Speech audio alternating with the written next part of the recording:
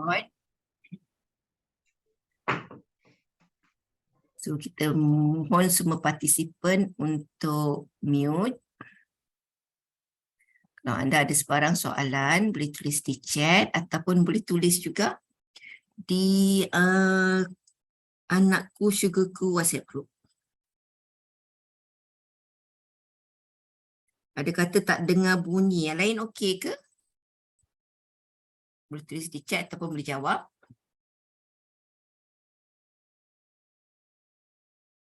Alright. So bismillahirrahmanirrahim. Saya Puan Umi dan saya adalah speaker untuk event hari ini. Sedikit pengenalan tentang diri saya. Saya sebenarnya ada degree dalam Bachelor of Science in Computer Science lah ya. Dan pernah bekerja di Motorola dan On Semiconductor selama 14 tahun. Pada tahun 2000 sewaktu saya pergi ke US on business trip, suami saya di Malaysia, dia ke Malangan Jalan Raya. And he was bedridden for about 10 years lah ya. Dan pada tahun 2002, masa itu anak saya dah mula bersekolah, saya decide untuk masuk dalam bidang sales sebab dulu tak ada bekerja from home kan.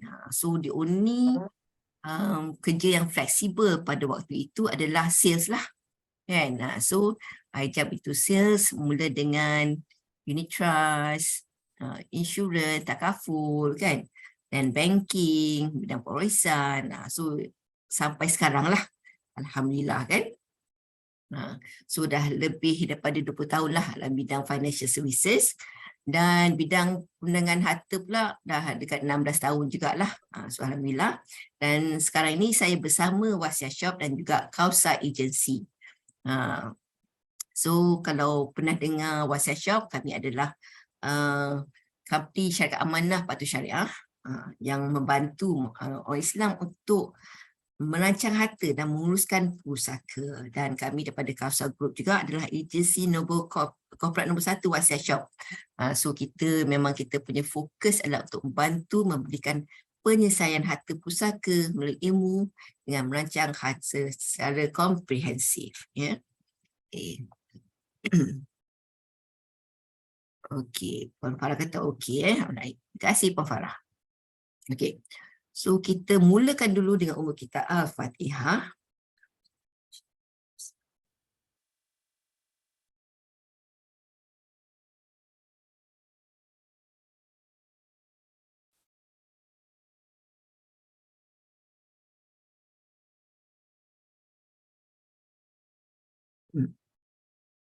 Okey. Seperti yang kita tahu, mati itu pasti kan? Dan cuma ini menjadi misteri lah sebab kita tak tahu bila kan? Tapi setiap menyawa akan merasai mati. Daripada segi umur tak tentu kan? Yang kecil pun meninggal kan? Yang muda pun meninggal, yang tua pun meninggal kan? So there's no, orang kata kita tak tahu bila. Cuma kita tahu mati itu pasti. Semua orang akan mengalaminya. Betul tak? So kenapa benda itu mengundang masalah pusaka ya? Bila kita bercakap tentang harta ni kan, kita semua ada harta. Walaupun mungkin kita ada kereta saja, kita ada bank account, semua orang ada harta. Sebab kadang saya jumpa orang kan, dia kata, oh saya ni tak ada harta. Kan? Tapi sebenarnya, apa-apa saja yang kita ada, especially lah pada mereka yang sudah berkahwin, ada anak kan, of course, mesti ada, at least paling kurang pun ada account bank. Betul tak? Kan? Sebab tanpa account bank macam mana kita nak dapat gaji kan. So we need to have at least account bank. Okay. So daripada segi masalah pusaka kita nampak pernah dipaparkan di surat khabar kan, ni Cosmo tahun 2016 dia kata ada 60 bilion harta orang mati dibekukan. Okay. 60 bilion tu banyak mana, kita tak boleh nak gambarkan. Betul tak? Lepas tu 2020 keluar dalam surat khabar 70 bilion tergantung pusaka orang Melayu gagal dicairkan akibat perbalahan sesama waris. Kan? Lepas tu kita tengok lagi. 2021 keluar lagi. 90 bilion harta beku tidak dituntut. Dan 90% daripadanya adalah milik orang Melayu. Okay. Oktober 2022, Amanah Raya keluarkan kenyataan. 460 juta wang menunggu dituntut di Amanah Raya. Kita mungkin tak boleh nak gambarkan 460 juta tu banyak mana kan. Tapi mungkin, bagi saya mungkin waris ni kita tak tahu. Dia ada duit yang ditinggalkan sebagai pusaka yang ada di Amanah Raya. Kalau kita tahu mesti kita nak tuntut tu tak? Mungkin waris ni tak tahu ada duit kat sana. So macam mana tu? Ini duit ni wang tunai 460 juta itu tak termasuk harta tanah. Okey? Alright. So adakah nombor-nombor ini menakutkan anda? 2016 60 bilion. 2020 70 bilion. 2021 dia kata ada 90 bilion. Ini semua nilai harta beku. Dan kebanyakan harta beku ni adalah nilai harta tanah. Tak termasuk cash tau. Cuba anda bayangkan 90 bilion harta beku di Malaysia. Kenapa ini berlaku? Kan? Ini salah satu akhbar lah. Ini keluar juga aset 70 bilion tidak bertuan. Kan? So, kalau kita boleh letak dalam nilai kan, ataupun benda yang kita boleh gambarkan, 70 bilion harta beku ni sebenarnya boleh bina 12 KLCC. Cuba kita bayangkan, tiap-tiap negeri ada satu KLCC. That is how big, how much 70 billion is worth. Banyak kan? Boleh kita tak boleh nak kata, kalau kita ada KLCC di Negeri Sembilan, saya tinggal kat Seremban kita satu KLCC di Seremban, satu KLCC di Johor, JB contoh kan. So imagine kita boleh build 12 KLCC. Dan bila kita bercakap tentang harta yang tak bertuan ni, Islam sangat malak. Sebab apa? 90% harta yang beku tu hak milik orang Islam.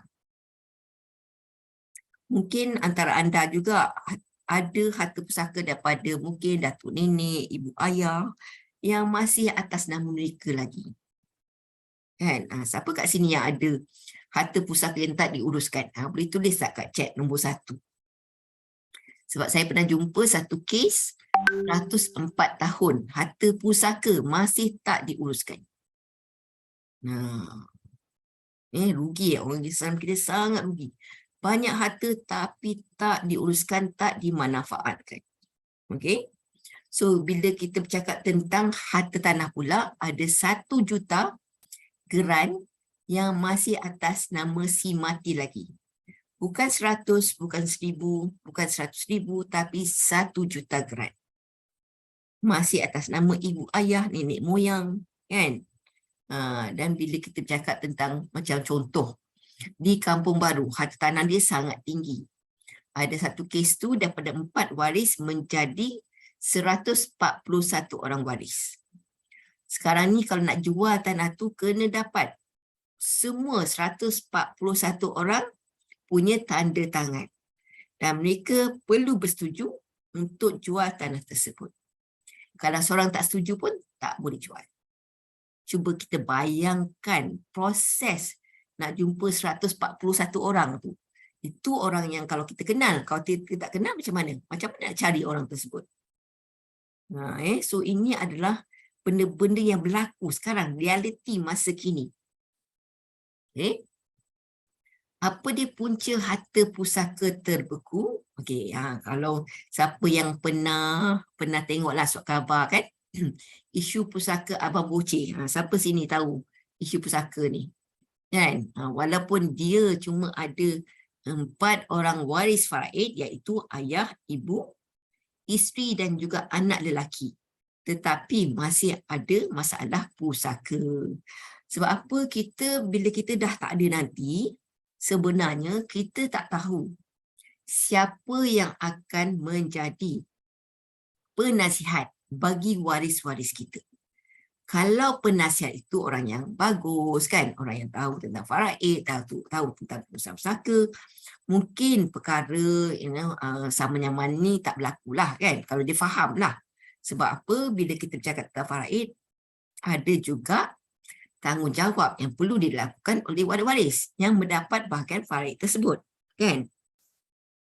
Tapi kadang-kadang bila ada salah faham kan,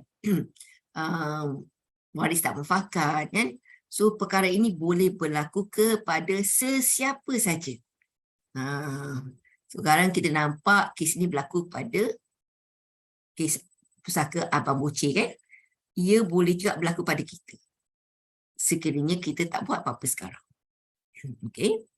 So Alif Putih kata walaupun RM1 tetap kena faraid. Memang betul.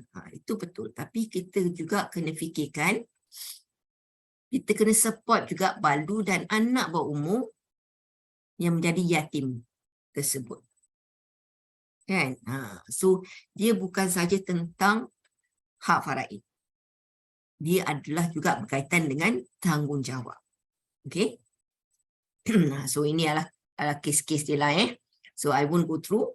So dan kita juga ada kes orang yang kaya raya pun sama juga, tak merancang harta, sedangkan harta dia cukup untuk semua waris kan. Ini kes ini di mana dia meninggal dunia pada tahun 2015 akibat kemalangan helikopter. So bila dia meninggal dunia kan, pada tahun 2018 ibu dia hak faraid. So hak faraid ibu adalah 1/6 daripada apa saja harta yang ditinggalkan di bawah nama Jamaluddin Jarjis. Okey. Dan ibu dia berjaya untuk dapatkan 3 juta aset saham. Alright. Sekejap saya tengok ada yang tak mute. Saya mutekan ya.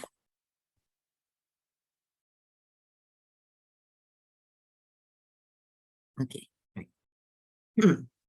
Okay.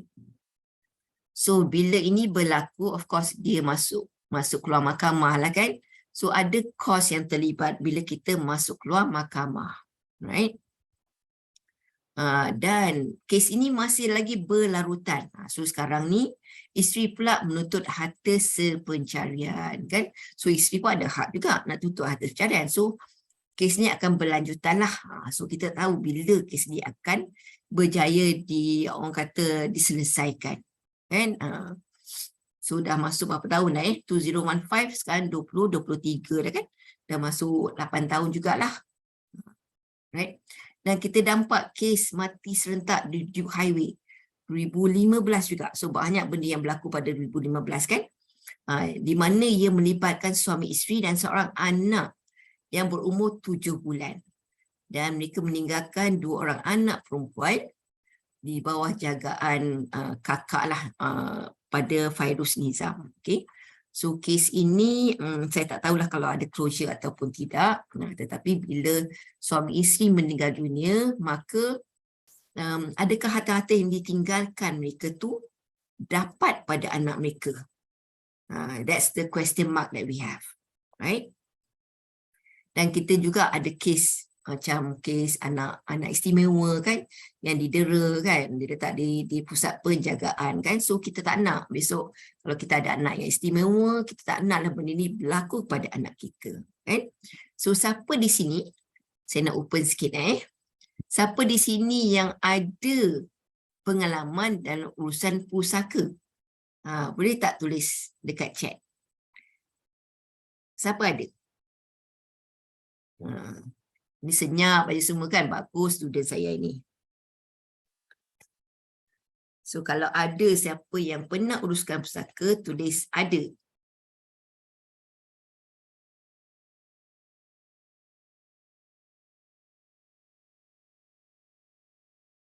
Tak ada Okey, tak apa. Kalau tak ada, tak apa. Kita terus. Oh, ada Sekejap. Puan Farah. Ada masa makcik meninggal aksiden. Okey. Sudah ada pengalaman sikit lah tengok makcik meninggal So, siapa yang pernah uruskan pusaka ataupun pernah mengalami kematian dalam kalangan ahli keluarga, so benda tu melibatkan emosi. Ini kes tak silap saya quite recent jugalah. Isteri meninggal dalam kereta terbakar. So suami dia trauma kan, trauma, tak nak makan minum kan sebab dia gagal selamatkan isteri kan. So dia masih berduka kan, still in negative state lah. So itu biasa berlaku, terutama kalau kita kehilangan suami ataupun isteri kan. So there's emotional attachment. Saya ada satu kes, seorang suami dia kehilangan isteri lah. Isteri dia kawan saya juga. Isteri dia meninggal akibat dia macam COVID jugalah, ada orang kata virus kan, dan isteri tu terpaksa ditidurkan, dan bila ditidurkan dalam sebulan tu dia meninggal dunia lah selepas tu. Dan pada waktu itu dia baru saja berumur, baru lepas 3 bulan, umur 55 tahun. So bila kita bantu suami dia untuk uruskan pusaka, suami dia ambil masa dalam 6 bulan jugalah untuk beri kami dokumen yang diperlukan. Sebab apa? Suami dia kata, tiap-tiap kali dia tengok dia buka file, dia nak ambil dokumen isteri dia, dia rasa sedih. So dia tutup. So the next time dia nak buat lagi, dia banyak kalilah dia cuba buat, tetapi because of emotional, because of kehilangan isteri yang dia cintai kan. Jadi benda tu sangat beremosi. So sometimes we need time. We need time untuk recover kan from that state kan. So dalam kes apa-apa pun, pengurusan pusaka ni melibatkan emosi. Okay. Dan tempoh pengurusan pusaka daripada kajian yang dibuat di pejabat sekecil, hanya 20% saja uruskan pusaka tahun pertama. Maksud dia dah meninggal, waris-waris uruskan. So selesai dalam masa setahun. Tetapi kebanyakannya uruskan pusaka selepas 20 tahun. Cuba kita bayangkan, dalam masa 20 tahun tu, ada tak waris lain yang meninggal dunia? Possibility tak? Kan? So kalau ada waris lain meninggal dunia, maka akan faraid berlapis. Ya? Okey, boleh mute tak? Siapa yang tak mute lagi, mohon mutekan phone. Atau mutekan di Zoom. Alright. So tempoh pengurusan pusaka boleh ambil masa yang lama, bergantung kepada muafakat ataupun tidak waris lah. Kadang-kadang ada waris terlampau sibuk, tak ada masa untuk uruskan kan. So mungkin akan ambil masa jugalah. So lagi lama lagi masalah yang akan timbul sekiranya ada waris lain yang meninggal dunia. So kenapa saya nak bercakap tentang operasi pengurusan pusaka? Nanti kebanyakannya mereka yang tak pernah uruskan pusaka, operasi pengurusan pusaka is right now the bottleneck dalam urusan pusaka di Malaysia. Nanti saya akan terangkan dengan lebih detail lagi. Okay. Bila saja kita ada harta kan, sama ada akaun bank, kereta, rumah kan, dia ada proses pengurusan pusaka, sama ada kita suka ataupun tidak. Okay. Sebab apa? Contoh, kita ada duit di bank. Bila katalah waris-waris pergi ke bank, boleh tak mereka terus saja minta keluarkan duit tersebut? Selalunya bank dia ada PDPA kan. So dia akan kata, okey, kami perlukan surat kuasa. Kan, surat kuasa ni daripada mana? Kan? Kenapa bank tak boleh nak kasih terus pada waris-waris? Kan? Sebab apa? Yalah, kalau katalah waris kita ada 20 orang, takkan 20 orang nak pergi ke bank? Kan? Bank tak nak berurusan dengan 20 orang, dia nak berurusan dengan pentadbir saja. So pentadbir tu dia perlu dapatkan surat kuasa. Walaupun kita ada faraid, kan? Walaupun kita ada faraid, tapi ini proses pengurusan pusaka di Semenanjung Malaysia. Kena dapatkan surat kuasa mentadbir. Surat kuasa ni tak dapat daripada mana? Siapa tahu? Jawapannya dah ada kat sini dah. Kan? Tapi Anda mungkin pernah dengar ataupun tidak. Nah, so yang pertama sekali, kalau pernah dengar amanah raya, amanah raya untuk urus harta alih yang bernilai 600,000 ke bawah. Apa dia harta alih? Harta alih adalah harta seperti kenderaan, movable asset lah. Duit di akaun bank, duit di tabung haji, duit di ESP, itu harta alih. Ataupun ada saham syarikat, itu harta alih. Okay? Bernilai 600,000 ke bawah. Amanah raya buat masa ni dia tak boleh uruskan harta tanah. Tetapi sekiranya anda ada harta tanah, kan? Anda meninggalkan rumah ataupun tanah. Okay? Bila anda meninggal, anda tak buat urusan apa-apa, kan? Anda tak buat perancangan harta. Waris anda, dia pernah dengar amanah raya saja. Maka dia bawa kes anda, pusaka anda ke amanah raya. Amanah raya akan ambil kes tersebut walaupun mereka tak boleh nak uruskan harta tanah. Okay? Mereka akan ambil, mereka menjadi pihak ketiga lah. Dia jadi orang tengah lah. Dia akan bawa kes pusaka anda sama ada ke pecah pusaka kecil ataupun mahkamah tinggi sivil. Bergantung kepada nilai harta anda. Okay, so ini kes kalau katalah harta anda lebih daripada 100,000, anda ada harta tanah, amanah raya dia tak boleh nak keluarkan surat kuasa ataupun perintah amanah raya. So dia akan bawa kes anda ke tempat lain. Okay. So nanti saya akan share apa kos dia. Dia bila dia membuat kerja, kan, mesti ada kos. Okay. So bila kita minta orang lain untuk uruskan usaha kita, mesti ada kos dia, kan. Dia bukan free, ya. Sekejap ya, saya tengok chat kalau ada soalan. Boleh kami dapatkan recording? Okay. Alright, boleh. Puan Anis. Okay. So, amanah raya dia untuk harta alih saja bernilai 600,000 ke bawah. Kalau saya kata charge 1 juta pertama, di amanah raya anda kena bayar sebanyak 27,750. Anda rasa murah ataupun mahal? Kalau murah kata 1, di chat. Kalau mahal, letak 2. Boleh? Saya nak tengoklah anda ni faham ke tidak saya cakap ni. Boleh tak kasih feedback? Kalau kena bayar 27,750 untuk harta bernilai 1 juta. Anda rasa 1 murah, 2 mahal. Boleh tak tulis di chat? Ada seorang ya. Update. Okey. Farah kata 1. Okey, murah. Okey. Yang lain macam mana? Farah saja yang dengar nampaknya. Yang lain macam mana? Anda rasa murah ke mahal? 1 untuk murah, 1 pun murah. Okey, Siti Nur Hidayah. Azrin kata mahal. Yang lain macam mana? Tak nak bayar. Nur Sahar kata tak nak bayar terus, kan? Biarlah harta beku, kan? Nasiblah waris-waris. Yang lain tak ada pendapat. So itu kos yang perlu dibayar oleh waris-waris. So it's not free. Okay. Kalau katalah kita ada tinggalkan harta tanah, waris kita tahu untuk harta tanah bernilai 2 juta ke bawah, kena boleh failkan di pusaka kecil. Okay. So pusaka kecil dia ada jabatan penilaian. Di jabatan penilaian mereka akan tengok okey berapa nilai harta. So dia akan buat penilaian lah. So kalau harta tu kurang 2 juta, ada harta tanah, mereka akan uruskan. Okey, proses musyawarah boleh dibuat di pusaka kecil. Cuma di pusaka kecil waris-waris faraid semua kena muafakat siapa menjadi pentadbir harta dan kena muafakat bagaimana nak bahagikan harta tersebut.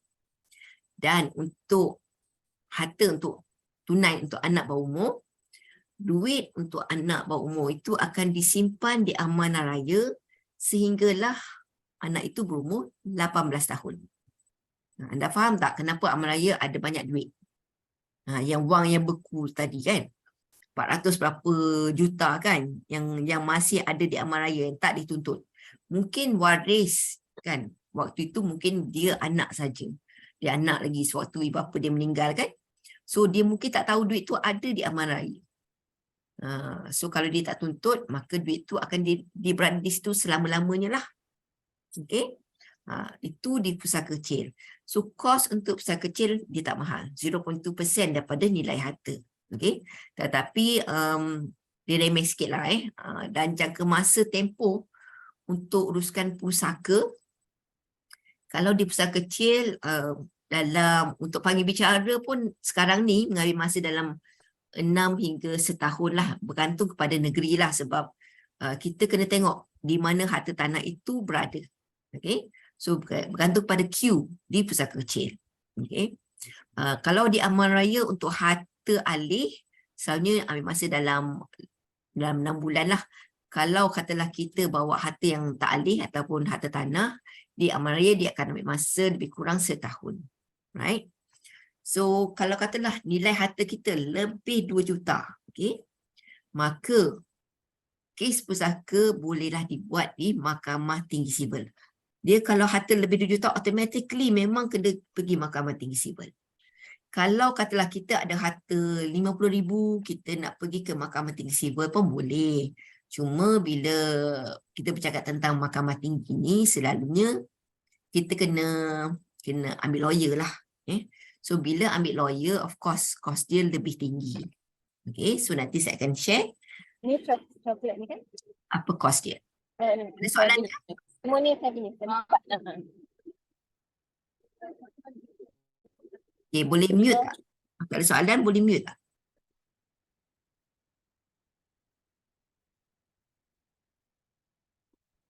Alright, okay. Sekejap ya.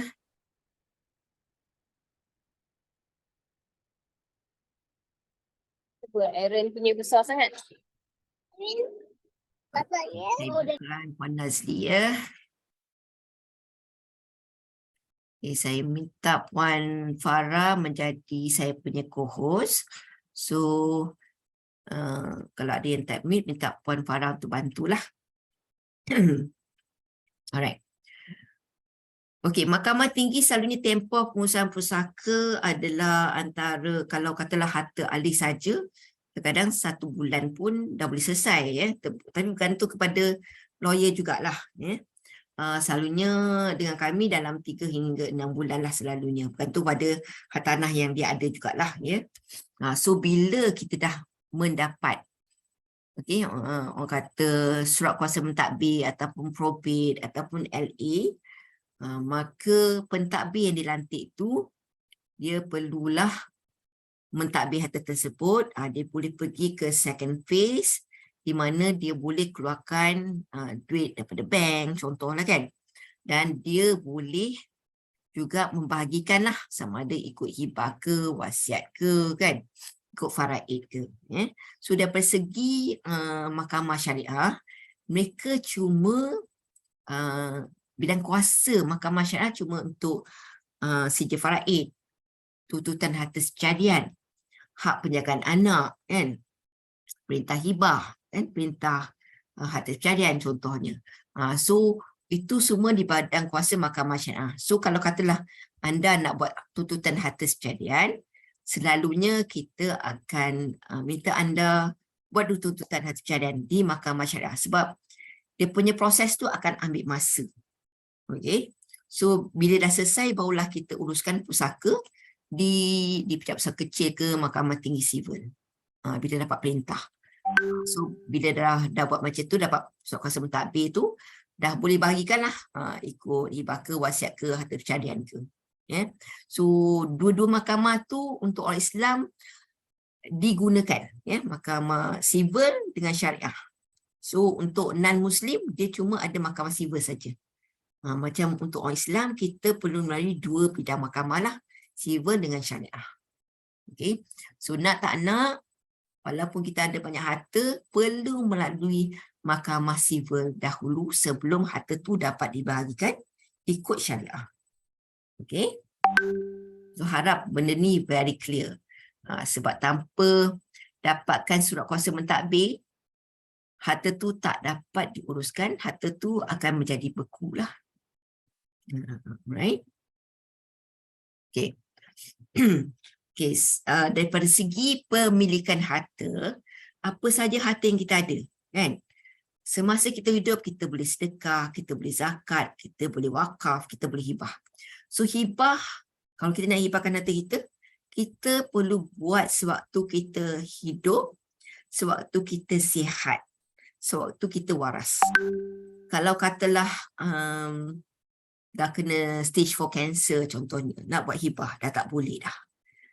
Sebab orang yang dalam keadaan maradul maut ataupun nyanyuk tak boleh buat hibah. Okay. Ada juga orang tanya, okay, adakah hibah melarikan diri daripada faraid? Okay, itu soalan yang selalu orang tanyalah. Saya nak tanya anda lah. Kalau katalah anda hari ini, anda ada 100,000, anda tak tahu nak buat apa. Anda nak belikan saya, anda nak hibahkan saya kereta, anda belikan kereta, anda kasih pada saya. Boleh tak?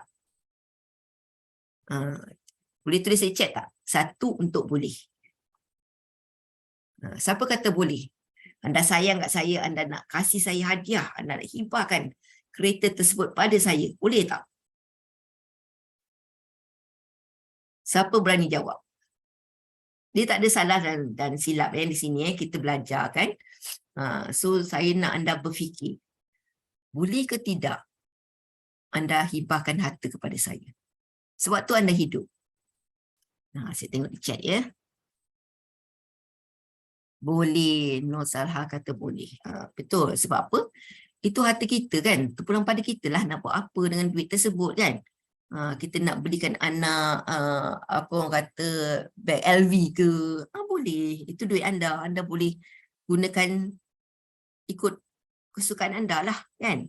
So hibah ni pun dia berlaku sewaktu hidup. So harta kita, milik kita, kita nak kasih pada siapa pun, terpulang pada kita lah kan. Bila kita bercakap tentang faraid pula, faraid berlaku selepas kematian. So harta yang dihibahkan tu terkeluar daripada pusaka. Kan? Itu dah tak jatuh faraid. So harta yang kita tak hibahkan tu barulah tertakluk kepada faraid. Okay, so saya nak anda clear tentang tu. So kita boleh hibahkan apa saja harta yang kita ada sewaktu kita hidup. So kalau kita tak hibahkan, harta tu menjadi harta pusaka. Yang harta pusaka tu je lah yang ikut faraid. Kalau kita tak buat sebarang perancangan harta. Okay? Alright. So bila harta selepas kematian kita, ianya akan menjadi pusaka. Okay? So harta yang dihibahkan, harta yang kita sedekah, zakat tu semua dah tak termasuk lagi lah. So itu benda yang kita dah kasih sewaktu hidup. Okay? So harta yang kita tak buat apa-apa tu akan menjadi pusaka. So, seperti yang saya tunjuk tadi, waris ataupun pentadbir harta, dia perlu dapatkan surat kuasa, dia perlu mentadbir harta tersebut dan dia perlu membuat pembahagian harta. Okay? So, sebelum harta itu boleh dibahagikan, okay, pentadbir harta ataupun waris-waris kita kena selesaikan dulu kos ke bumi. Okay? Boleh gunakan pusaka kita untuk selesaikan kos ke bumi. Boleh gunakan dan wajib untuk mereka membayar hutang kita kepada Allah. Contohlah ya, kalau anda ada duit KWSP, kita tak pernah bayar zakat, tu tak duit KWSP sebab kita tak ada akses kan, melainkan kita dah 55 tahun lah. So kalau katalah duit tu masih ada di KWSP, waris bila keluarkan mereka perlu membayar dulu zakat. Okay? Apa lagi hutang pada Allah. Contoh, kalau katalah kita ada nazar, kita ada contoh, tertinggal puasa, kita tak pernah buat haji. So, waris kena bukan badal haji. Right? So, ini semua hutang kepada Allah. Perlu diselesaikan. Wajib waris kita selesaikan. Baru-baru ni saya pernah dengar video daripada Ustaz Azhar. Dia kata, kalau katalah waris, dia dah dapat duit, dia tak nak selesaikan hutang si mati kan, maka mereka makan harta haram. Pakai cekak. Awak pakai cekak. Pink. Okay, boleh tak mute So, hutang wajib dibayar.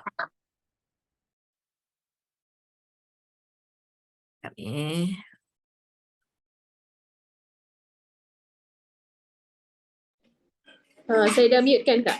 Okey, terima kasih. Okey. So, hutang wajib dibayar. Lepas tu hutang pada manusia lah. Okey.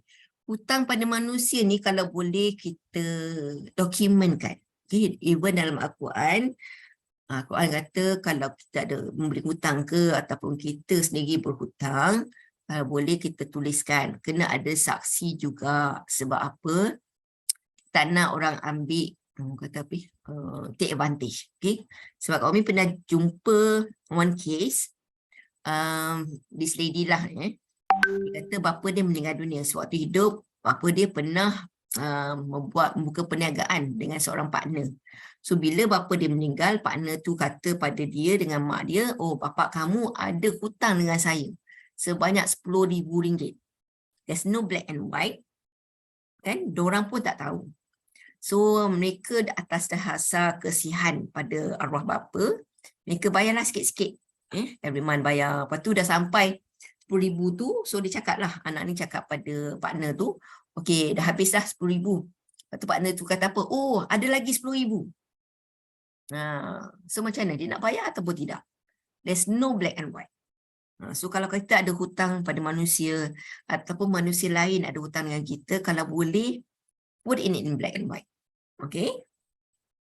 So kalau boleh kena bayarlah, hutang tu memang wajib dibayar. Kalau ada baki, kalau ada pasangan yang nak tuntut harta sepencarian pun boleh. Okay. Ini hanya untuk pasangan saja. Bapa tak boleh tuntut harta pencarian bagi pihak anak-anak. Okay. So kalau ada tuntutan harta pencarian, isteri ataupun suami dia boleh tuntut di mahkamah syariah. Sewaktu berada di mahkamah, of course hakim akan tanya, ada bukti tak? Ini harta pencarian. So kita perlu kemukakan buktilah. Untuk suri rumah yang tidak bekerja, tetapi sebagai suri rumah, dia masih boleh tuntut harta pencarian. Okay? Tapi terpulang pada hakim lah nak kasih berapa. Kalau ada katalah contribution, hakim akan kasih lebih lah.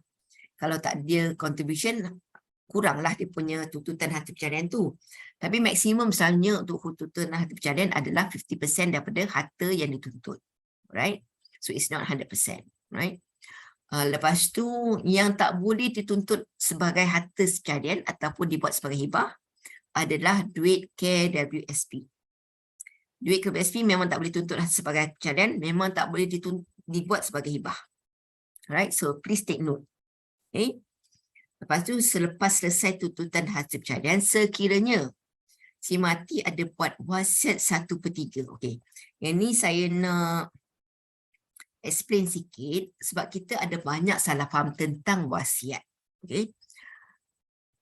Ramai kat luar sana difikir dia buat wasiat selesai urusan pusaka, dia buat wasiat selesai pembahagian kepada ahli keluarga. Sebenarnya ada dua jenis wasiat di Malaysia, di Semenanjung lah. Satu wasiat pentadbiran di mana kita melantik pentadbir harta. Satu lagi dinamakan sebagai wasiat pembahagian di mana kita nak beri 1/3 atau kurang daripada harta kita kepada yang bukan waris bagi tujuan amal kebajikan. So sekiranya kita tulis wasiat 1/3 ataupun wasiat pembahagian, tapi kita beri pada waris kita, wasiat itu boleh terbatal sekiranya ada waris faraid kita yang tak bersetuju dengan wasiat tersebut. Alright. So tak apa, yang tu saya akan rephrase lagi di slide yang seterusnya.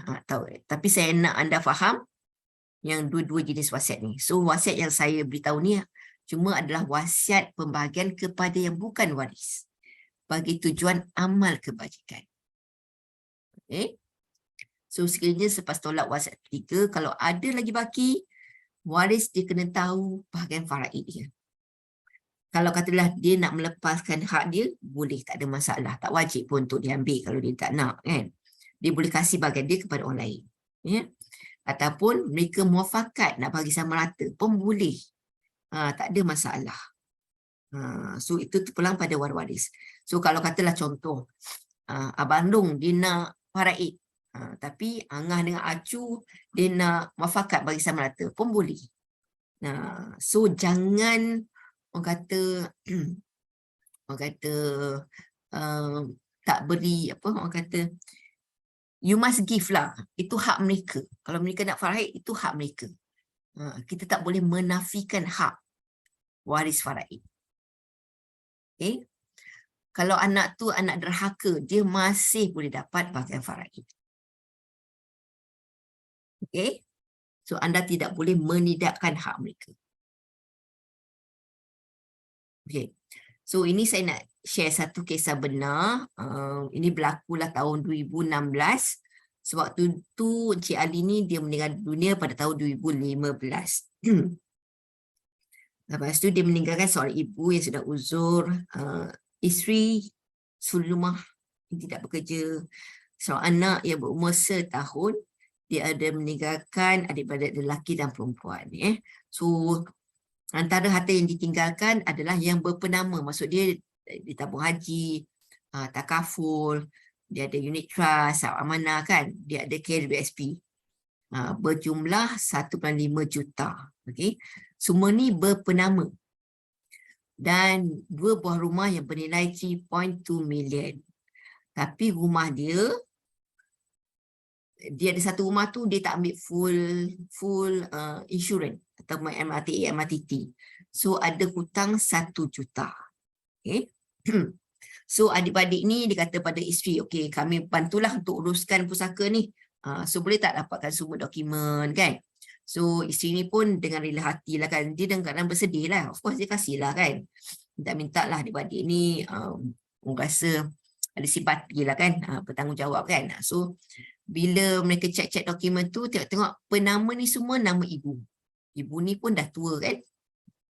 So bila ibu bapa ni dah tua, mereka selalunya mengharapkan anak-anak lah. Kan? Dia ikut je cakap anak-anak kan. So, apa yang terjadi, mereka bawa ibu tu, keluarlah duit 1.5 million kan. Lepas tu, yang sedihnya, sampai sekarang, duit tu tak sampai pun pada Puan Amy ataupun anak dia. Dan mereka pun tak bayar hutang rumah tersebut. Okay. Yang sedihnya, bila isteri nak uruskan pusaka, dia dimarahi. Isteri terpaksa buat tuntutan harta sekalian, kan? Buat tuntutan nafkah anak.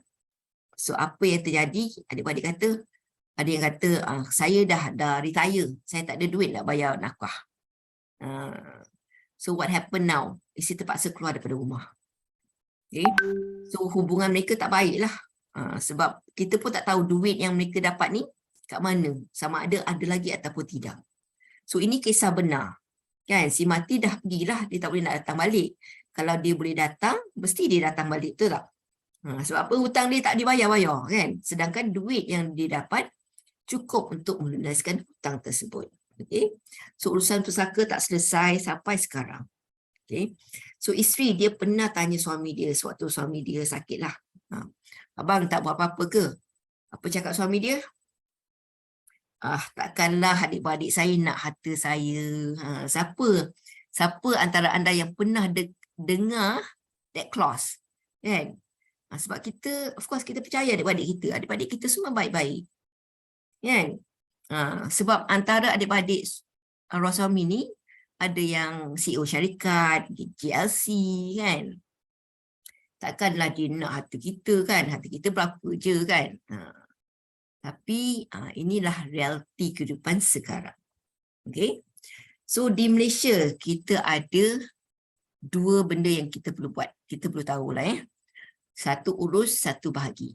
So daripada segi pengurusan pusaka, semuanya dibuat di perundangan sivil untuk mendapatkan surat kuasa mentadbir. Ya, tadi saya dah go through kan.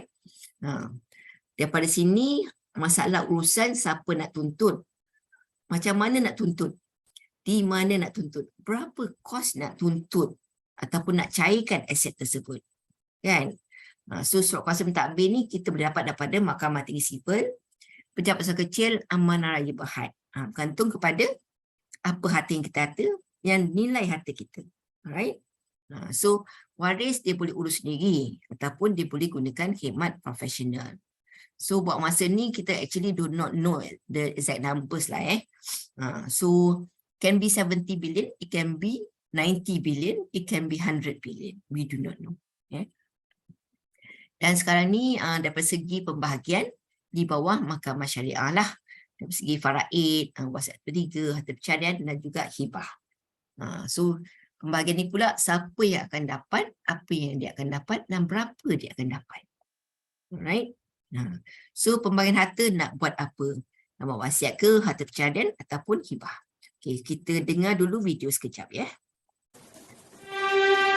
Sama seperti pasangan yang lain, Azlina dan suami sememangnya mengimpikan untuk memiliki kediaman sendiri. Setelah bertahun membuat simpanan, akhirnya mereka berjaya membeli sebuah rumah bersama dan hartanah ini didaftarkan atas nama Azlina dan suami. Namun, siapa sangka bahagia yang diharap bertukar menjadi duka, konflik mula timbul apabila suami tercinta meninggal dunia. Bila mertua saya, ibu mertua, ayah mertua saya mula persoalkan, mula tanya, selalu sangat tanya bahagian arwah suami saya, anak dia. Jadi lagi masalah bila adik-beradik dia pun tuntutkan faraid rumah tu. Persoalannya sekarang ni, macam mana saya nak bagi bahagian suami saya tu? Harga bahagian suami saya tu lebih daripada RM150,000. Saya sekarang ni dengan 2 orang anak lagi saya kena jaga. Pendapatan saya pun tak terurus lagi. Satu jalan penyelesaian yang saya nampak sekarang ni ialah dengan menjual rumah yang kami dah beli tu. Tapi takkan saya nak jual. Sayang, dah setahun saya tinggal dengan dia. Jadi sampai sekarang ni saya buntu. Saya tak tahu macam mana nak bagi bahagian suami saya, arwah suami saya tu dekat mertua saya. Saya ada berunding sekali dua dengan mertua saya untuk bagi tempoh saya bayar, sebab jumlah RM150,000 tu bukan jumlah yang kecil, jumlah yang besar. Tapi masalahnya sekarang mertua saya tetap nak dengan segera bahagian arwah suami saya tu. Bila saya jumpa dengan peguam untuk mendapatkan khidmat nasihat peguam, peguam tanya kepada saya, ada tak sebelum ni masa dapatkan harta pencarian ni, ada tak sediakan wasiat ataupun hibah untuk harta ni. Tapi memang salah kami tak pernah pun ambil tahu pasal perkara ni. Nasihat saya kepada pasangan yang ingin membeli harta pencarian ataupun yang telah ada harta bersama, supaya ambil tahu tentang wasiat dan juga hibah. Sebab nanti sekiranya satu pasangan sudah tak ada, dia tak akan menimbulkan masalah pada pasangan yang lagi satu yang masih hidup. Okay. So bila kita bercakap tentang kaedah pembahagian harta, so apa yang boleh kita buat sewaktu hidup, kita banyak alternatif tak buat apa-apa, of course faraid lah. Ataupun kita boleh buat wasiat ketiga kepada yang bukan waris. Contoh kita ada anak angkat, kita nak kasih kepada mungkin anak saudara yang kita sayang kan. So kita boleh buat wasiat ketiga. Ataupun kita boleh buat deklarasi harta sekalian. Tapi selalunya dia maksimum 50% aja lah. Dan kita boleh buat hibah. So hibah ni kita boleh kasih kepada sesiapa saja. Dan dia maksimum 100% pun boleh. Okay. Siapakah waris faraid kita? So siapa macam antara kamu, jika anda nak tahu siapa waris faraid anda, boleh hubungi kami later on lah. So kami akan bantu untuk kirakan siapa waris faraid anda. Okay. So selalunya kita ada waris utama. Iaitu sekiranya anda ada ibu bapa, mereka adalah waris utama anda. Pasangan anda dan anak-anak anda, anak perempuan ataupun anak lelaki lah. Mereka adalah waris utama. So selain daripada itu kita tengoklah keluarga lah. Macam saya, waris saya adalah anak perempuan saya seorang dan adik-adik saya. Sebab saya pulang kepada struktur family. So setiap orang dia ada waris faraid yang berbeza. Okay. So ini satu contoh di mana kalau katalah suami dia meninggalkan RM50 kan. So waris utama dia, kalau katalah dia ada anak lelaki, anak perempuan, waris utama dia adalah ayah, ibu, anak lelaki, anak perempuan dan isteri. So isteri akan dapat 1/8, ayah dapat 1/6, ibu dapat 1/6 dan baki oleh anak lelaki dan anak perempuan dalam ratio nisbah 2:1 lah. Anak lelaki dapat 2 kali ganda daripada anak perempuan. So apa saja harta yang ditinggalkan, masuklah rumah, kan? Dia akan dibagikan ikut faraid. Okay? Kereta pun sama, tapi kereta cuma dia perlu jual lah, kan? Macam rumah tadi mungkin dia boleh letaklah nama dan geran, kan? Tapi sekiranya ayah dan ibu meninggal dunia, maka bahagian mereka akan diwariskan pula oleh adik-beradik suami. So kereta cuma boleh letak satu nama. So mungkin terpaksalah jual kereta, kan? Lepas tu kita bercakap tentang wasiat pembahagian. So wasiat adalah bertujuan untuk memberi sekadar 1/3 ataupun kurang daripada harta kita bagi tujuan amal kebajikan kepada yang bukan waris. Okay? So kalau anda pernah buat dokumen wasiat, anda perlu baca baliklah. Sebab dalam dokumen wasiat, dia ada klausa pemboleh-asangan ataupun klausa persetujuan. Di mana, dia tulis kat situ pemberian dan pembagian wasiat saya ini hanya akan terpakai dan dilaksanakan selepas kematian saya sekiranya mendapat persetujuan dan keredaan semua waris-waris saya.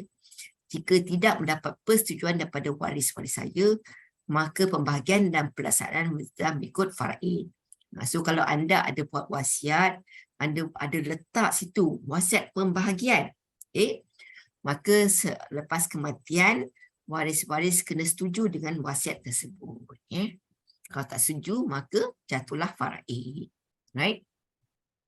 So untuk harta sepihanan pula, ialah satu harta sama ada harta alih ataupun tidak alih yang diperoleh bersama oleh suami isteri semasa perkahwinan berkuat kuasa mengikut syarat-syarat yang ditentukan oleh hukum syarak. Tuntutan harta sepihanan maksimum misalnya setengah daripada harta. Hibah pula adalah pemberian atas dasar kasih sayang sewaktu hidup tanpa mengharapkan apa-apa balasan. So hibah ni bukanlah sesuatu yang baru. Cuma dia lebih terkenal bila ada hibah takaful. Zaman Rasulullah pun dah ada hibah sebenarnya. So hibah dia ada rukun-rukun dia. Dia kena ada pemberi, penerima, harta yang dihibahkan dan ijab dan kabul. Dan syarat kabat. Kabat tu adalah pemberian dan penerimaan. So kalau bersama kami, kita ada documentation, kita juga ada rakaman video lah untuk beritahu bila anda buat akad hibah, anda ada keadaan sihat, waras dan tiada paksaan. Apa harta yang boleh dihibahkan? Banyak sebenarnya. Anda nak hibahkan pada saya pun boleh. Kan? Boleh hibahkan rumah, tanah, barang kemas, emas-emas yang anda ada tu, joint account, kereta, hibah saham koperasi, saham syarikat, saham amanah, tabung haji, ASB, yang semua tu boleh dihibahkan. Yang tak boleh hibah seperti yang saya kata tadi adalah duit KLBSP ataupun harta yang tak ikut syariah lah. Contoh, kita ada ambil conventional takaful, conventional insurance. Takaful tu Islamik lah kan. Yang convention dulu-dulu tak ada takaful kan. Jadi kita ambil conventional insurance. Yang tu tak boleh dihibahkan. Right? So bolehkah hibah harta yang masih dalam cakaran ataupun masih dalam pinjaman? Kebanyakan kita kan selalunya nak beli rumah mahal kan. So kita ambil loan.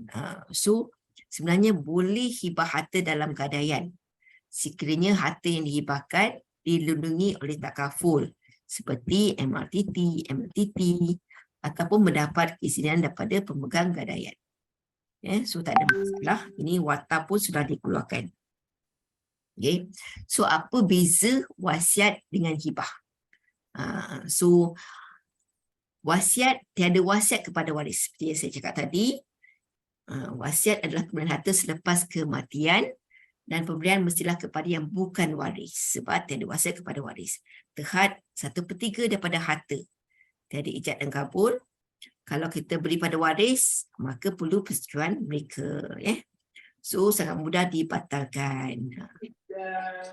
So hibah pula adalah pemberian harta sewaktu hidup kepada sesiapa saja. Pada non-Muslim pun boleh. So ada hadis dia kata bila hibah kamu akan dikasihi. Dia tak ada had, tapi dia ada wajib, ada ijab dan kabul dan kabat. Tak perlu persetujuan waris. Dan terbukti di mahkamah. Hibah pun adalah sunnah Rasulullah. Dia turun bilik. Kalau kebanyakan yang kita buat adalah kebanyakan mereka pilih untuk hibah bersyarat. So nanti kalau macam hibah bersyarat, selagi hidup kita sebagai orang yang memiliki harta tersebut, kita boleh manfaatkan harta tersebut selagi kita hidup.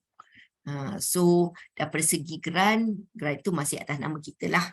Cuma kita dah akad, kita beritahu okey, harta ni memang harta yang orang yang kita nak hibahkan, kan? Tapi cuma daripada segi civil, harta tu masih atas nama kita. Ini selepas kematian barulah ianya diturun milik kepada penerima hibah. Okay. So kalau kita beri kepada anak cucu cicit kandung, kalau kita hibahkan, kita boleh batalkan bila-bila saja.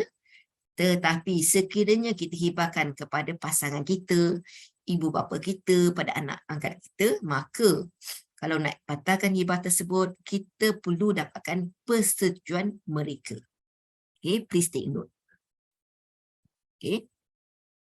Daripada kajian pelbagai pusaka, kita dapat statistik hanya 11% melepaskan hak. Okay, so 89 akan ambil bahagian mereka. Okay, so sekiranya anda tidak merancang harta, very probably, waris akan minta bahagian mereka. Okay, so anda tahu risiko lah. So if you don't do anything, this is the most probable ataupun statistik pilihan waris, kebanyakan waris. Okay. So, sekarang ni anda kena decide, anda nak buat apa.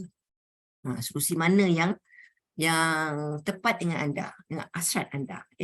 So, untuk anak istimewa, special child, anda juga boleh buat, kita namakan sebagai hibah amanah. Okay. So, ibu bapa boleh mewakilkan wasiat lah. Wasiat sebagai penerima, orang kata amanah.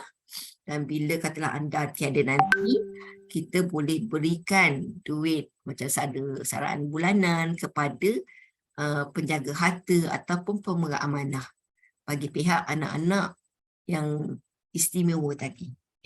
So ini solusi-solusi ni nanti kita kalau berminat nanti kita boleh ada one to one lah. So di sini sebab is very detail kan, so saya tak share di sinilah. Tapi kita ada solusi insyaAllah. Okay, let's take a 5-minute break sebab kita dah 9 minit. So kita ambil 5 minit break, mungkin nak pergi toilet ke, kan? Saya stop share. Kalau sesiapa nak tanya soalan masa ni pun boleh.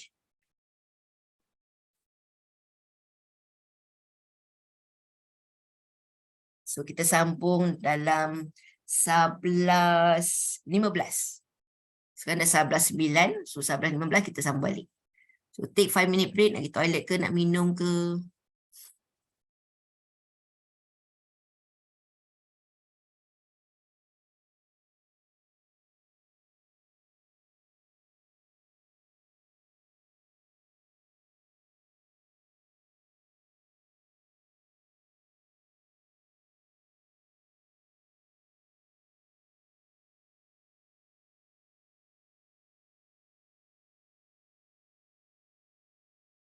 Kita sambung.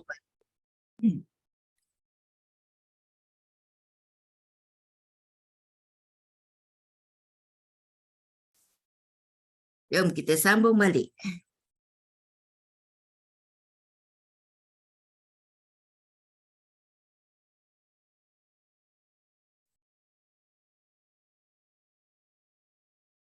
Okey, soalannya sekarang. Dah buat wasiat, dah buat hibah, cukup ke?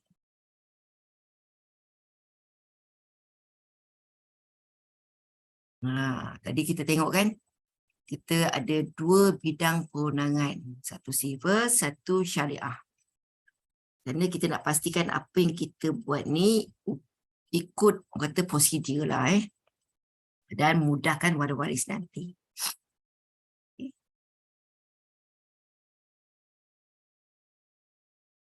Right? So, bila kita bercakap tentang pembagian harta, kita boleh decide lah kita nak buat apa kan, infak ke, wasiat ke kan, ataupun nak buat rahsia pencarian. Tapi sekarang ni dia punya bottleneck dia sebenarnya daripada segi pengurusan pusaka lah. Masalah tuntutan pusaka. Siapa nak tuntut, macam mana nak tuntut, di mana nak tuntut. Yeah? So tadi kita beritahu, okay, so bila kita bercakap tentang urusan sibel, this is where kita kena urus pusaka kan. So urus pusaka sama ada waris nak urus sendiri ataupun nak gunakan khidmat profesional. So kalau katalah mereka nak buat sendiri, guna khidmat profesional, waris kena tanggung kos. Alright. Dan untuk bahagi harta, kalau katalah kita tak buat hibah, kita buat sebarang perancangan, maka of course faraid lah atau waris-waris kena muafakat lah. Yeah. So kalau sewaktu hidup kita yang buat perancangan harta tu, maka kitalah yang akan bayarlah kos untuk membuat perancangan tersebut kan. Tapi untuk bahagian sibel ni, apa yang boleh kita buat? So saya akan kongsikan. So apa yang perlu kita lakukan adalah lantik wasi atau pentadbir harta. Yang kedua adalah selesaikan ataupun sediakan proses tuntutan. Dan yang ketiga adalah rancang pembahagian aset. So wasiat pentadbiran ni adalah wasiat melantik pengamanah ataupun pentadbir harta wasi untuk meneruskan proses pengurusan harta pusaka si mati kelak. So bila kita wajib buat wasiat pentadbiran? Yang pertama, kalau katalah dalam keluarga kita ada tim A, tim B, tim C, kan, waris tak muafakat, nak lantik pentadbir pun masalah, kan. Maka kalau boleh kita lantiklah siapa yang kita percaya sewaktu hidup. Yang kedua, jika nilai harta kita dekat-dekat ataupun lebih daripada 2 juta, kan, kalau kita tak lantik wasi atau pentadbir harta sewaktu hidup, waris perlu dapatkan letter of administration. Mahkamah akan minta 2 bon jaminan ataupun 2 orang penjamin sebelum mereka keluarkan letter of administration tersebut. Kenapa perlukan 2 bon jaminan? Kan? So sekiranya lah bila pentadbir ni dia dapat orang kata surat kuasa pentadbir, dia boleh keluarkan duit daripada bank kan. Kalau dia misuse kan, maka 2 orang penjamin ni perlu cover balik duit yang hilang tersebut. So anda rasa-rasanya ada tak sesiapa nak jadi penjamin? Kalau anda nak jadi penjamin, anda sanggup jadi penjamin, tulis 1. Kalau anda tak sanggup jadi penjamin, anda tulis 2. Boleh tak? Siapa sanggup jadi penjamin? Tulis 1. Sanggup tak nak jamin orang lain?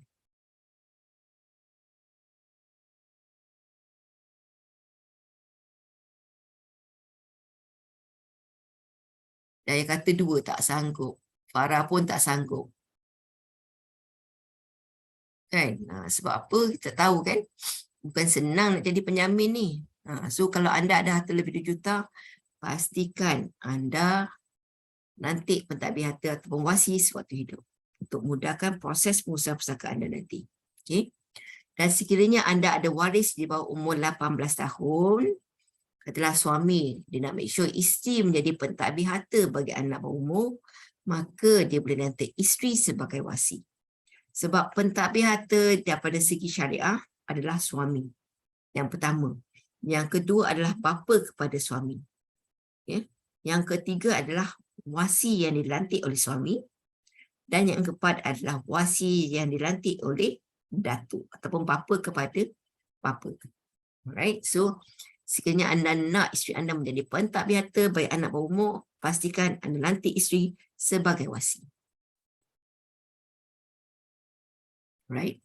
So waris anda boleh boleh pilih untuk urus sendirilah. Tapi kalau anak kita hanya ada seorang anak istimewa, maka dia memang tak boleh buat apa-apalah, dia perlu orang lain untuk bantu dia, ya. So waris kalau yang lain tu mungkin mereka boleh urus sendirilah, tapi mereka kena tahulah kat mana nak pergi kan. Mesti ada duit lah untuk bayar kos untuk menguruskan pusaka tersebut kan. So ataupun waris boleh gunakan khidmat luar lah. So ini kos pentadbiran pusaka syarikat amanah raya. Okay. So the first 1 million is 27,750. Additional million is 10,000. Every additional million. Ini tak termasuk CJ Faraid. Ini tak termasuk Fifi Guaman lah. Ini yuran pentadbiran saja.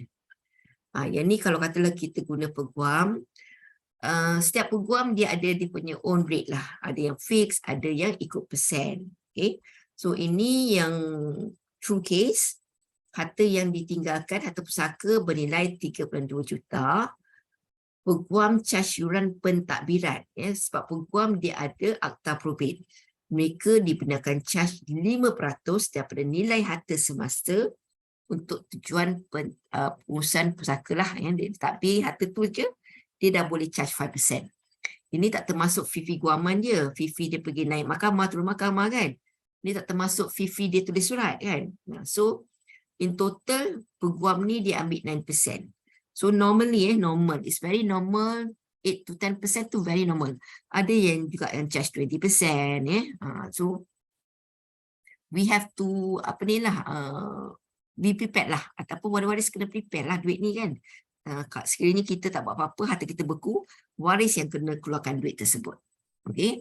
So kalau waris anda masih kecil lagi, pastikan anda buat sesuatu. Okay. So ini akta probate dan pentadbiran. So lawyer ataupun syarikat amanah mereka boleh charge maksimum 5% daripada nilai harta semasa. Okay. So kita boleh urus sendiri ataupun guna khidmat luar. Kalau nak urus sendiri, pastikan waris ada ilmu, masa, tenaga, kewangan dan emosi yang stabil dan berkelaikan. Mungkin jadi peguam kan. Ataupun kita guna khidmat luar. Pastikan waris ada sumber kewangan untuk menanggung kos perkhidmatan profesional. Selanjutnya antara 5 hingga 10% daripada nilai harta yang kita tinggalkan. Okay. Kalau 1 juta mungkin kena bayar antara 50 hingga 100 ribu. Kalau 3 juta antara 150 hingga 300 ribu. Okay. So apa yang kami tawarkan, so ini saya tak nak go detail into the product, tapi this is an alternative lah yang saya rasa sangat bermanfaat. Sebab apa? Di sini kalau kita ambil package ni, kita boleh lantik wasi secara percuma. Kita boleh buat wasiat 1/3 secara percuma. Bila kita tak ada nanti, wasiah akan datang ke rumah kita untuk buat khutbah pusaka.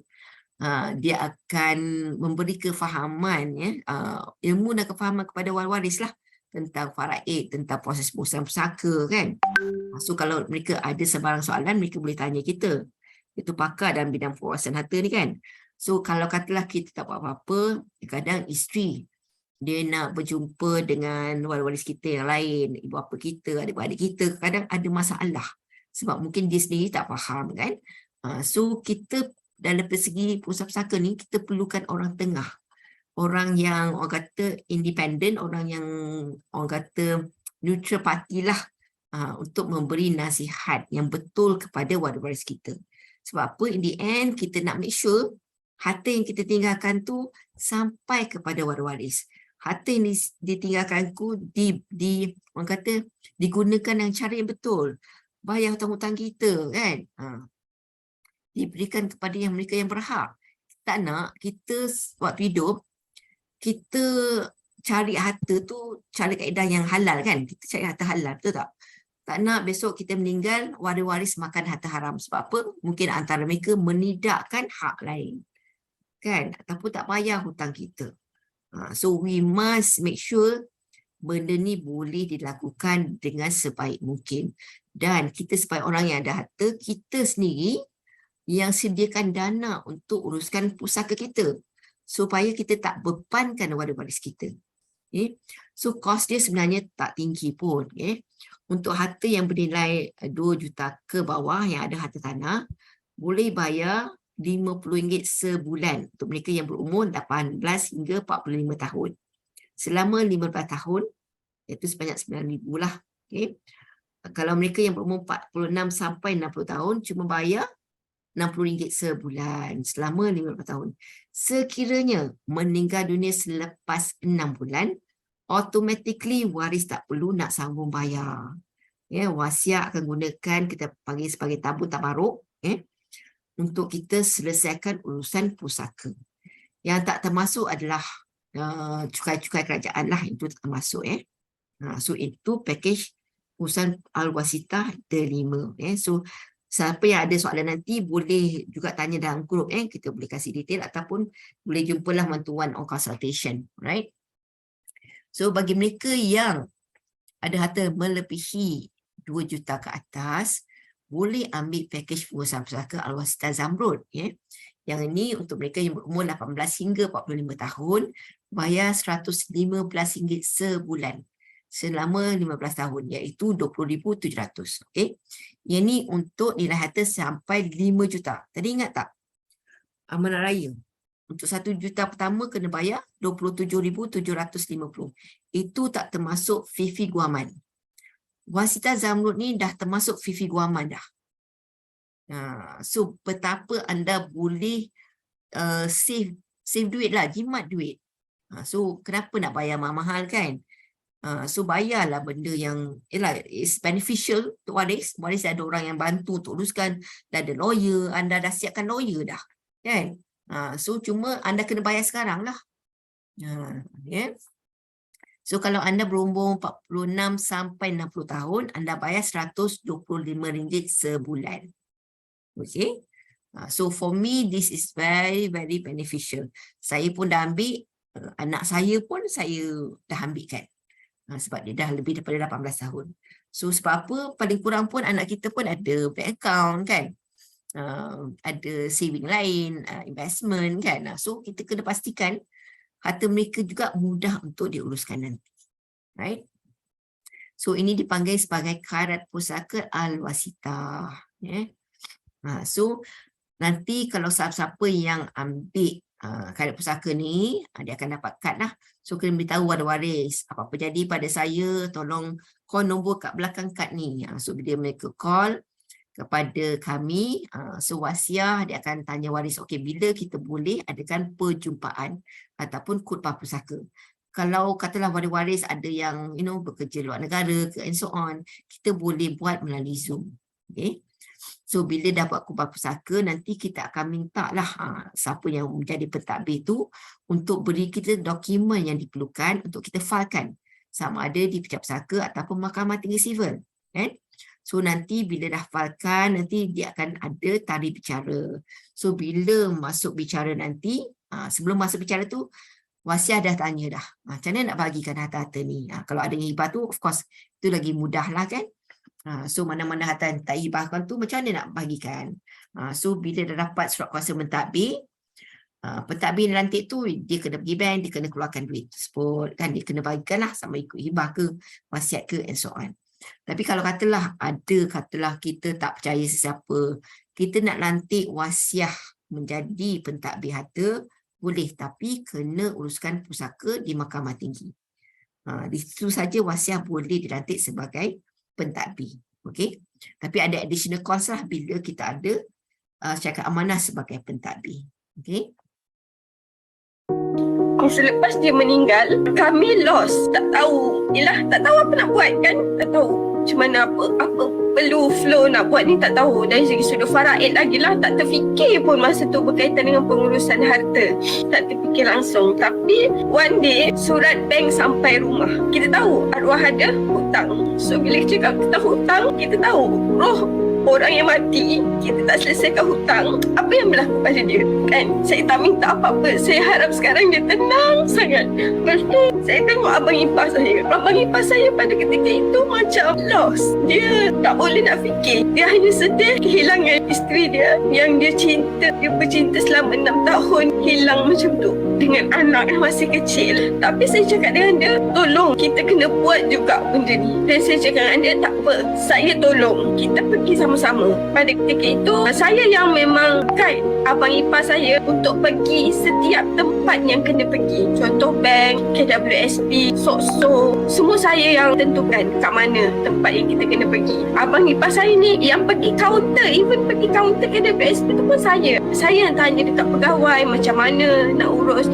yang kaitan dengan nidurina arwah. Abang ipar saya bila dia pegawai akan panggil dia sebab dia adalah waris terdekat suami kan. Adik ni dia letak belakang tau. Memang dari sudut undang-undang adik ke apa ke kat belakang, dia kena pasangan dulu. So abang ipar saya ni dia jenis termenung je. Dah kan. Okay, so saya cakap dia, okay, saya pun panggil dia pergi jumpa pegawai. Okay, bila kita tengok kan pegawai tu tengok okay, nama arwah, kadang kita tengok nama arwah pun kita boleh nangis kat kaunter. Itulah yang berlaku dekat atas abang ipar saya. Habis je belajar universiti, saya terus memang cari dan saya terus ambil kad legasi ni tanpa banyak soal. Sebab masa tu matlamat saya satu, saya nak ada harta sendiri dan saya yakin yang saya boleh kumpul harta sebab saya nak bila saya mati, saya tinggalkan harta untuk keluarga saya. Saya nak kalau saya mati dalam keadaan saya ada anak saya tak susah. That's why saya melalui susahnya urus pusaka dalam keadaan waris itu masih kecil, tak tahu apa-apa, masih menyusu badan. Kan saya mengalami situasi melihat pasangan itu bersedih sehingga hari-hari duduk dekat pintu dapur termenung, kan, pegang anak nangis. Saya melihat ibu ayah yang kehilangan anak setiap kali solatnya menangis. Saya melihat semua situasi itu. Sebab tu sekarang isu kenapa saya selalu minta masyarakat supaya tak kiralah, jangan ada mentaliti nanti suami kahwin lain, nanti isteri kahwin lain. Jangan ada mentaliti aku muda lagi lambat mati. No, tak. Even kita tahu bayi yang dalam kandungan pun boleh mati, apatah lagi kita yang memang bekerja, naik motor, kadang-kadang naik kereta, kadang-kadang kita tak tahu kan. Macam baru-baru ni meninggal kena hempap dengan kren. Perjalanan tu kita nampak macam selamat, tapi rupanya tak selamat. Jadi kematian tu tak tahu, tak ada siapa boleh jangka, tiada jaminan. Sebab tu orang kata tanggungjawab kita sebagai manusia, sebagai pemilik harta, kita nak tak nak kena fikir tentang pengurusan pusaka kita dan perancangan harta kita sendiri. Jangan mengharap pada waris langsung. Saya seru kepada semua masyarakat di luar sana, tolong ambillah kad legasi. Jangan fikir apa-apa pun. Kalau tak ada bajet ke, orang kata macam mustahil lah tak ada bajet. Sebab murah, sangat murah, RM50 je sebulan. Kalau umur yang macam saya ni bawah 40-an kan, RM50 je sebulan. Kalau tak boleh nak ketepikan, percaya cakap saya, bila kita niat nak tolong keluarga, bila kita niat nak sedekah kepada keluarga, jangan terkejut pada rezeki yang Allah bagi. Okay, so itu adalah pilihan anda lah ya. So bila kita bercakap tentang urusan pusaka ni, ada kos. So sama ada anda yang bayar ataupun keluarga anda yang akan bayar. Kan? So kalau cakap amanah A, untuk harta bernilai RM500,000, dia charge RM17,750. Kalau kos kewangan civil 5% adalah RM25,000 lah. Kalau 10% adalah RM50,000. So kalau package Al-Wasitah, kalau RM50 sebulan, anda cuma bayar RM9,000 lah in total lah. Selepas 15 tahun sekiranya masih hidup lagi, tak perlu bayar lah. Kan? Tapi duit tu dah tersedia. Dan ada orang yang sedia untuk uruskan pusaka anda nanti. Right? So apa beza wasiat dengan syarikat amanah lain? Bagi saya yang one of the main reason kenapa saya berada di sini ialah dia ada fund and fees. That means kita sebagai orang yang ada harta, kita yang selesaikan urusan pusaka kita. Tak perlu nak bebankan waris-waris. So dia adalah lebih pada fund and fee. Syarikat lain selalunya back and fee. Walaupun katalah dia dah buat wasiat. Wasiat tu lebih kepada wasiat melantik pentadbir dan wasiat untuk pembagian. Tetapi bila meninggal, kalau katalah dah buat wasiat, bila bawa wasiat tu kepada syarikat X ni, dia akan kenakan charge pentadbiran untuk uruskan pusaka. So itu yang ramai orang tak nampak sebenarnya. Dia ingatkan dia bayar 300 ke, 1,400 ke, selesai. Sebenarnya itu hanya fee untuk buat wasiat. Itu saja. Itu bukan fee untuk uruskan pusaka. Okay. Lepas tu di wasiat kita punya kos pengurusan, tiada charge akan dikenakan kepada waris lah. Tapi cuma tak termasuk, seperti saya kata tadi, adalah cukai kerajaan lah ya. Dan di wasiat shop kita boleh hibah rumah dalam cakaran. Kebanyakan di luar sana, selalunya dia cuma boleh hibah rumah yang telah habis bayar. So, kalau you all nak check tempat lain, go ahead, pergi check berapa kos mereka, semua tu kan. Tapi kalau katalah, make sure apa-apa saja kos, make sure don't declare lah be transparent. Sometimes ada syarikat dia kata, okay, kita akan chargekan 1.8%. Charge pengurusan. Tapi itu tak termasuk fee guaman. So make sure if you go and check dekat tempat lain, tanya dia berapa charge guaman semua tu. So at least you tahu on par berapa you kena sediakan kos pengurusan pusaka. Kan? Okay. So seperti yang saya beritahu tadi, kita ada urus dengan bahagi. So kena urus pusaka, kena buat pembagian harta. Okay. So kalau kita buat di wasiat shop, pemilik harta sewaktu hidup, dia yang akan selesaikan daripada segi kos untuk pengurusan pusaka, dan dia juga daripada segi pembagian harta. Apa perancangan harta, pembagian harta yang dia nak. So kita buat sewaktu hidup. Supaya waris besok tak bergaduh lah. Bila kita cakap tentang pengurusan pusaka ni, waris selalunya dia nak harta, tapi jarang sekali dia nak bayar kos pengurusan pusaka.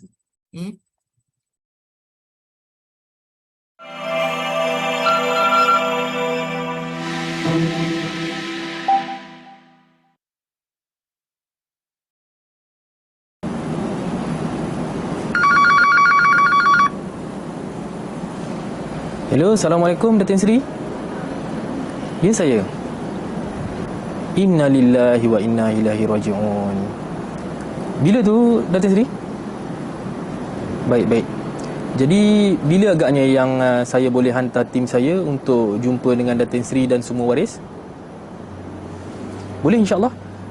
InsyaAllah kami akan turut serta bersama dengan tahlil malam ni, dan selepas itu kita akan buat adakan terus sesi khutbah pusaka lah bersama-sama dengan kesemua waris. Baik, Datin Seri, insyaAllah. Takziah daripada saya, Datin Seri. Baik. Waalaikumsalam warahmatullahi wabarakatuh. Bismillahirrahmanirrahim. Assalamualaikum warahmatullahi taala wabarakatuh. Saya Muhammad Nazri bin Kamis, Ketua Jabatan Pengurusan Legasi Wasiat Shop Berhad. Situasi yang tuan-tuan dan puan-puan lihat tadi adalah salah satu daripada situasi yang dialami oleh Wasiat Shop. Bila mana kita dah berjanji kepada kesemua pelanggan-pelanggan kami, bila berlaku sahaja kematian, apabila laporan kematian itu dilaporkan kepada Wasiat Shop, salah satu daripada perkhidmatan yang akan kita berikan adalah sesi khutbah pusaka. Yang mana sesi khutbah pusaka ini akan kita buat di mana sahaja yang ditentukan oleh pihak waris-waris. Dalam sesi khutbah pusaka ini, kita akan membacakan khutbah pusaka kepada waris-waris yang menerangkan tentang peranan dan tanggungjawab Wasiat Shop Berhad dan tanggungjawab waris-waris. Yang kedua, kita akan membacakan dokumen perancangan dan pesanan yang dibuat oleh pelanggan bersama-sama dengan pihak Wasiat Shop. Dan yang ketiganya, kita akan membantu menguruskan harta pusaka pelanggan-pelanggan tersebut secara percuma tanpa ada sebarang bayaran yang akan dikenakan kepada waris-waris. Fakta mengatakan bahawa sebanyak 70 bilion harta pusaka terbeku di Malaysia, dan majoritinya adalah harta pusaka bagi orang Islam di Malaysia. Tuan-tuan dan puan-puan, pada awal penubuhan Wasiat Shop pada tahun 2004, Wasiat Shop Berhad telah berjanji kepada kesemua pelanggan-pelanggan kita, apabila berlaku sahaja kematian kepada pelanggan-pelanggan, kita akan datang berjumpa dengan waris-waris untuk mengadakan sesi khutbah pusaka. Apakah yang menyumbang terhadap peningkatan statistik 70 bilion ini? Tuan-tuanlah antara orang yang menyumbang terhadap peningkatan statistik ini. Kerana apa? Kerana apabila berlaku sahaja kematian, yang pertama, waris tidak faham tentang hak mereka terhadap harta pusaka. Yang kedua adalah proses perundangan yang terlibat terhadap pengurusan harta pusaka. Kemanakah waris-waris perlu merujuk bagaimana untuk menguruskan harta pusaka ini? Pastinya proses perundangan ini bukanlah sesuatu proses yang mudah. Ianya adalah satu proses yang rumit yang perlu dilalui mengikut kepada peruntukan-peruntukan yang telah ditetapkan. Yang ketiga adalah kos untuk menguruskan. Apabila kita tahu proses perundangan terlibat terhadap pengurusan harta pusaka, pastinya kos juga akan meningkat. Dan siapa siapakah orang yang akan mengeluarkan kos ini untuk menguruskan harta pusaka, sedangkan waris-waris berbalah antara satu sama lain untuk merebut harta pusaka itu. Kenapa mereka merebut? Kerana mereka tidak faham terhadap hak mereka terhadap harta pusaka yang ditinggalkan. Yang keempat adalah masa. Apabila kita sebut proses perundangan yang terlibat terhadap pengurusan harta pusaka, pastinya masa juga akan berkait rapat. Siapakah orang yang akan menguruskan harta pusaka? Sedangkan waris-waris yang ditinggalkan oleh si mati mempunyai tanggungjawabnya tersendiri. Tanggungjawab terhadap keluarganya, tanggungjawab terhadap kerjanya ataupun tugasannya. Jadi masa itu adalah sangat-sangat diperlukan. Untuk mengelakkan daripada permasalahan yang saya nyatakan sebentar tadi, Wasiat Syok Berhad melalui Blue Ocean Strategy telah memperkenalkan pakej pengurusan harta pusaka Al-Wasitah kepada tuan-tuan dan puan-puan. Apakah kepentingan Al-Wasitah? Yang pertama adalah sesi khutbah pusaka secara percuma yang akan diadakan kepada waris-waris selepas kematian pelanggan. Yang mana sesi khutbah pusaka ini akan diberikan secara percuma dan pada bila-bila masa yang ditentukan oleh kesemua waris. Yang kedua adalah wasiat pentadbiran percuma. Di Wasiat Syok kami memberikan secara percuma sahaja kepada tuan-tuan dan puan-puan. Yang ketiga adalah proses perundangan secara percuma. Dalam menguruskan harta pusaka, Wasiat Syok Berhad akan menguruskan secara percuma bagi pihak waris-waris sehingga mendapatkan perintah yang berkenaan. Yang keempat adalah sesi runding cara secara percuma. Pada bila-bila masa, waris-waris boleh menghubungi Wasiat Syok Berhad bagi mendapatkan runding cara secara percuma di dalam tempoh proses pengurusan harta pusaka ini berjalan. Secara keseluruhannya, Wasiat Syok Berhad sahajalah yang menawarkan perkhidmatan seumpama ini bagi menyelesaikan masalah harta pusaka. Kerana apa? Rancang harta dan urus pusaka kini tepat dan mudah. Oh, sebelum saya terlupa, tuan-tuan dan puan-puan dah mendapat maklumat, maka sebarkanlah maklumat ini kepada keluarga, saudara mara mahupun kenalan anda. Sekian, wabillahi taufiq wal hidayah. Assalamualaikum warahmatullahi wabarakatuh.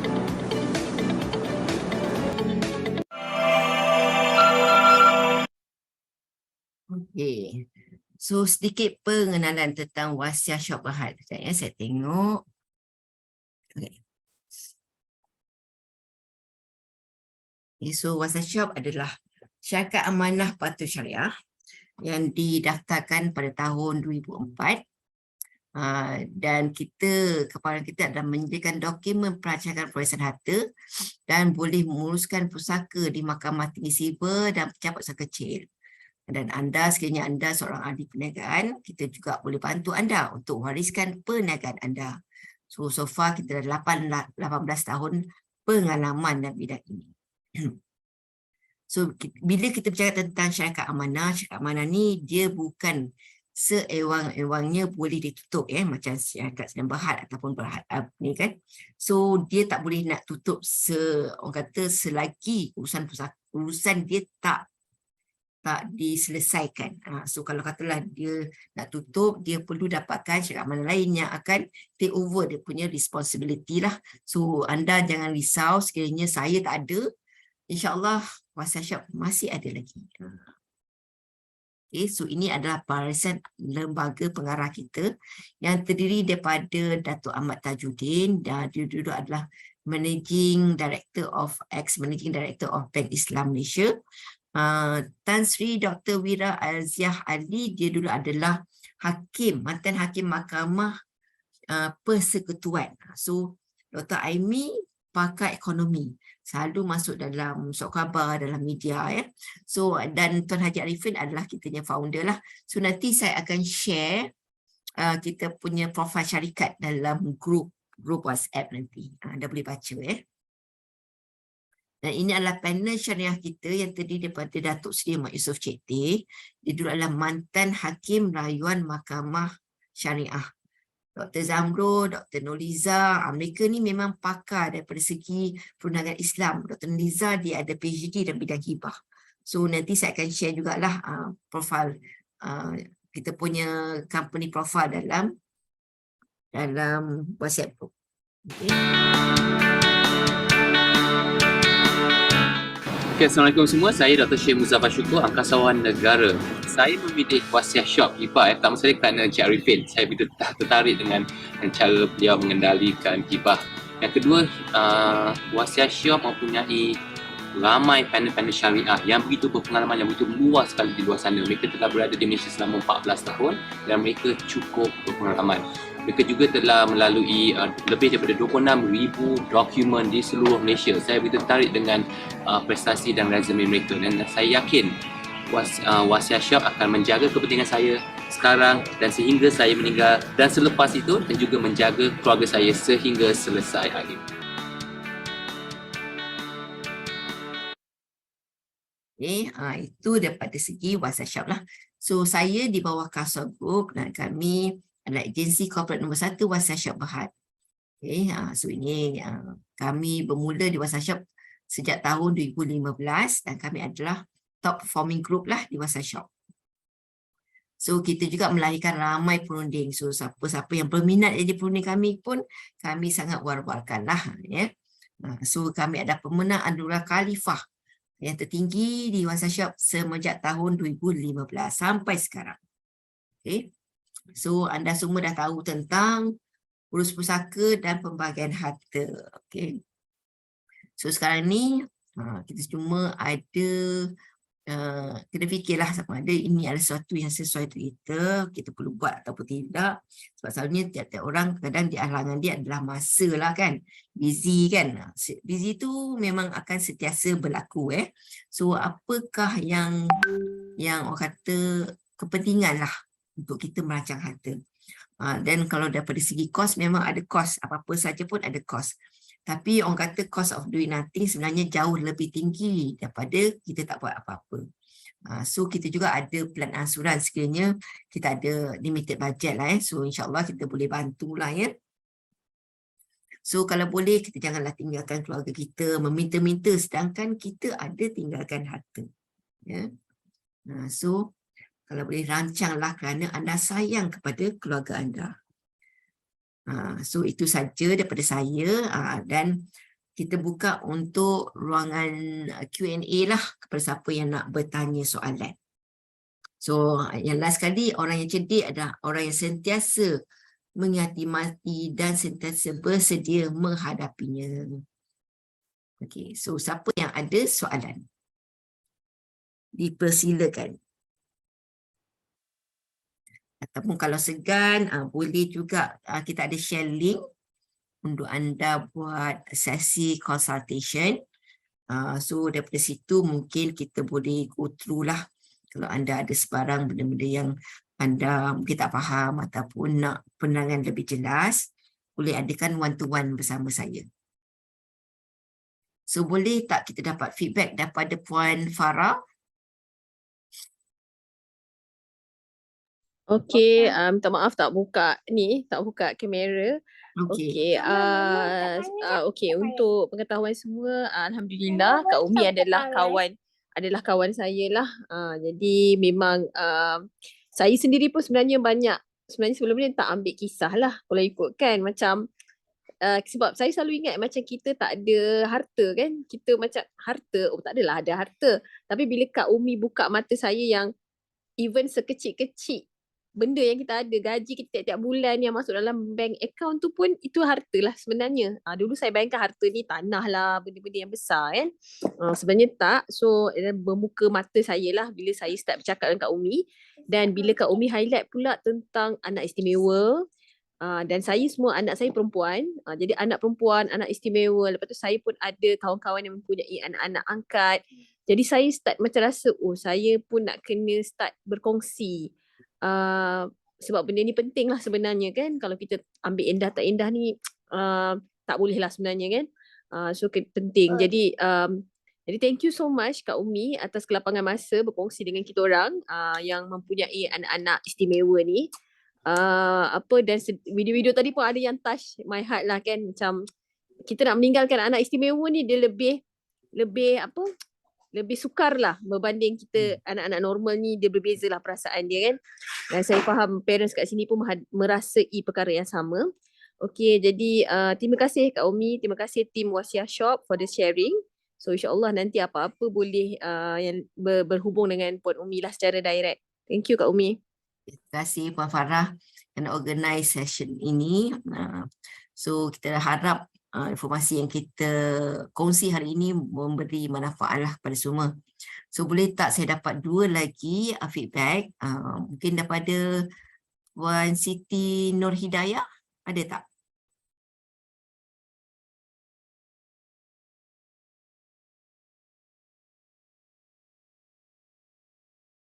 Ataupun siapa yang boleh kasih feedback sama ada benda ni manfaat ataupun tidak, dan apa lagi informasi yang anda nak tahu. Puan Nur Rashikin ke, Puan Mushidah ke, Puan Anis ke, boleh tak kongsi ataupun feedback.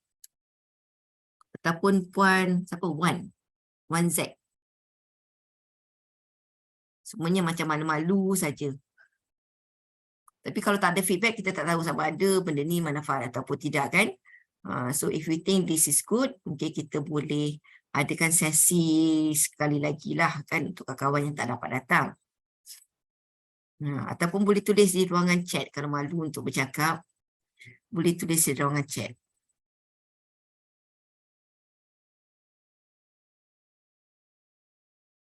Sebab ramai yang tak buka video saya, so saya tak tahu ada ke tidak lagi orangnya.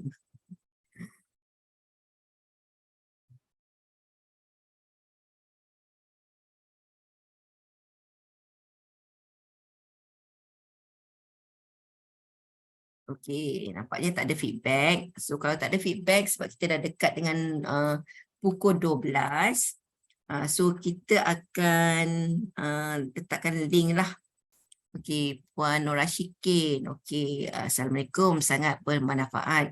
Saya juga ada yang anak istimewa. Cuma sekejap ni baca dulu. Okay. Saya juga ada anak istimewa, cuma dapat dengar sekejap-sekejap. Pagi ni ada urusan. Okey, alright, faham. Okey. So, tak apa, nanti kita akan share link untuk video tadi. So, mungkin boleh review balik lah. Ya. Terima kasih, Puan Nur Rashikin. Okay. So, kalau tak ada lagi feedback, saya fahamlah hari ni Sabtu kan. Mungkin ramai ada banyak benda urusan yang perlu dibuat. So insyaAllah kalau kita ada kesempatan mungkin kita boleh jumpa either one to one ataupun di sesi seminar yang seterusnya. Okay. So itu saja daripada saya. Saya minta maaf sekiranya ada terkasar bahasa, salah dan silap itu hanya daripada saya sajalah.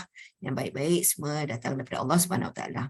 Dan terima kasih Puan Farah atas kesudian untuk beri saya peluang untuk berkongsi ilmu pada hari ini. So kita sudahi dengan surah Wan As.